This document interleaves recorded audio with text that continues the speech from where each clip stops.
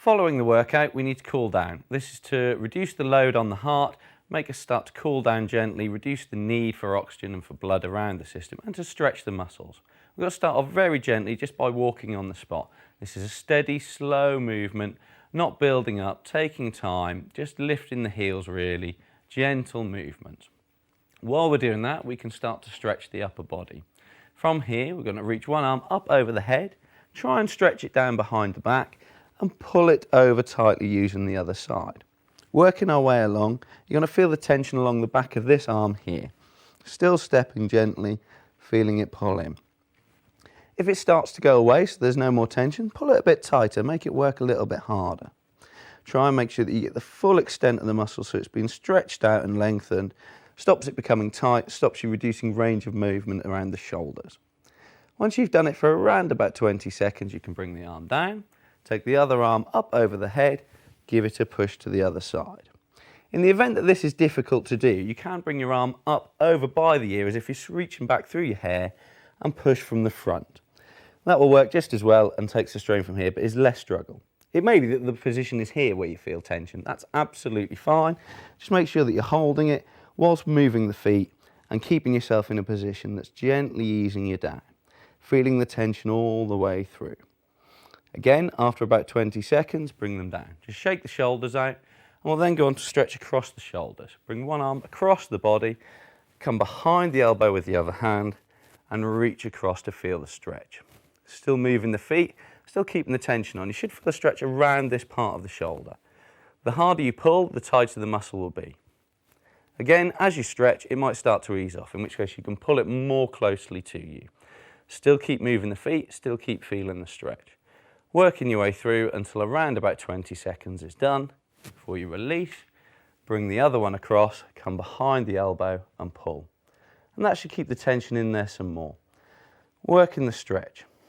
The reason we stretch your muscles is A, to lengthen them. Short muscles reduce movement around the joints. After you've exercised, muscles will tend to shorten as they heal and recover. So you're pulling them in nice and tightly, and that helps to just reduce the strain on them, lengthen them out, which means you can keep a good movement around the joint. Again, 20 seconds is up. This time, either link your hands together and turn them, or put one hand in front of the other, reaching forwards, allowing the head to drop slightly and the shoulders to round off so you can feel the stretch across the shoulders and the top of the back. Pushing forwards all the time, feeling the strain. If it starts to ease off, push some more. Really pull them out, feel the top of the back, get the maximum workout that it can, and a full stretch. This definitely helps pull it through, makes the most of it, and as you're doing it, really reach yourself out. We're then going to do the opposite. So you stand up tall, turn around, linking the hands behind your back, bringing them up behind you whilst keeping your head up, and also your chest.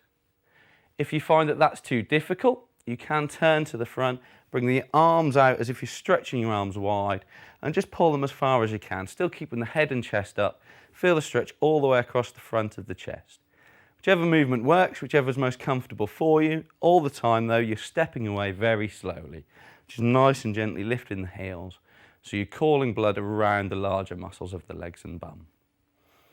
From there, you can bring them down. And now we're going to bring our feet to a fixed position. You've got to spread the feet slightly, so they're both pointing wide, and then from standing nice and tall with the feet spread, you've got to bring one arm down to the side, reaching down, keeping the body up so you're not tilting forwards or backwards, just feeling the stretch along the side here.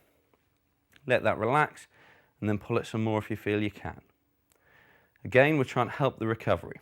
When we exercise, as we come across onto the other side, we build up something called lactic acid in the muscle. It's a byproduct of exercising. It causes muscles to become sore and the whole area to become stiff. So 2 days after you exercise, you might ache a little bit. This is perfectly normal. But if it's a large amount of aching, warm cool downs will really help sort that out and bring it down. And all you need to do from that is keep them working, keep the muscles moving so you flush the blood through the system. That helps remove lactic acid and take the tension away. The next stretch is for the lower body. We take the feet slightly wider if you can, only if you feel your balance, and make sure you've got something around you that you can get hold of if you feel that you're going to tip over. Feet are flat, legs are roughly straight. You'll put a bend on one knee whilst leaving the other one straight and pushing through that heel. This should bring a stretch into the inner thigh, and you can feel it through up there into the groin. Hold that position, Feel the stretch as you go. Keep your body upright, try not to lean too far forward as you work. Keeping the tension on. Again, if it starts to pass, reach a little bit further. Keep the stretch, keep it moving, feel the effort. Come back up, go over onto the other side, bend the other leg, push through the opposite heel, feel the stretch as it goes. This helps to loosen you off, helps that recovery process get started so you're less sore as you go along. Okay, from there, stand up again. This time, you're going to take one foot and just put the heel slightly further in front of you with the leg straight. Try not to lean on it too heavily. You can have the foot flat, but if possible, raise the toes. From there, still square on, you're going to push your bum out behind you and your shoulders forward, keeping your back straight. Feeling the stretch on the back of the thigh that's extended in front of you. There'll be a bend to the opposite knee, and you just hold that position, putting the weight on the bent leg. Keeping that nice and tense, feeling the strain through the back of the muscle. If you need to put the foot flat, that's perfectly reasonable. Some people find it easier with the toes up. You're going to hold that, work your way through the 20 seconds. Once you've done that, you're going to come up, reach out with the other one, and do exactly the same thing. Lightly on the heel, push your bum out behind you, shoulders come forward. Feel the stretch working its way through. These are particularly important ones because hamstrings, back of the thighs here, they tend not to get stretched very often. They're often tight, and tight hamstrings can cause back pain. So it's very important to try and keep these as supple as you possibly can. Really helps together. Once you've done your 20, stand up nice and tall, and you've got to take a big step out.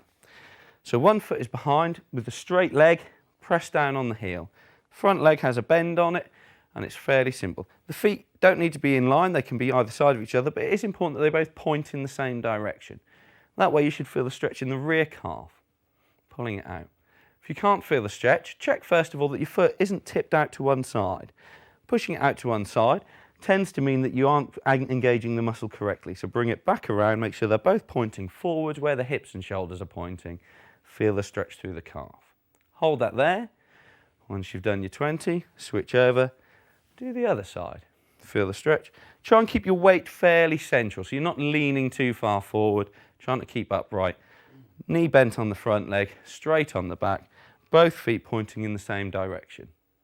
Nice and comfortable. Make sure you maintain the stretch. And then last of all, you're going to stand up. This time, you may need to find something that gives you a little bit of balance. It might be a case you need a sideboard or a sofa or just something that you can hold onto a sturdy chair. And you're going to grab hold of either your ankle, your trousers, or shoes, whatever you can get hold of. Grab your ankle, bring it up towards your bum, trying to keep your knees close together. And you feel the stretch on the front of the thigh here, really pulling the strain through. If you need to lean on something, that's absolutely fine. Balance is not the key exercise here. We're trying to make sure that these muscles get a good stretch out. It may be, as you switch on to the other side and grab the other leg, you might find that you can't comfortably get hold of your ankle or your trouser leg. In which case, either use the band that you've got with you, or you could possibly use a towel or something similar. And all you do is you wrap it around the ankle, hold it behind, and then use that to pull it up. So it may be that you can feel the stretch here, and yet you're not having to reach quite as far down. You're less likely to get a cramp or any kind of aches and pains from doing that. Same process, hold for about 20 seconds, and then release and move again. Once you've worked your way through all of the stretches, just shake yourselves loose, have a drink of water, and you're done.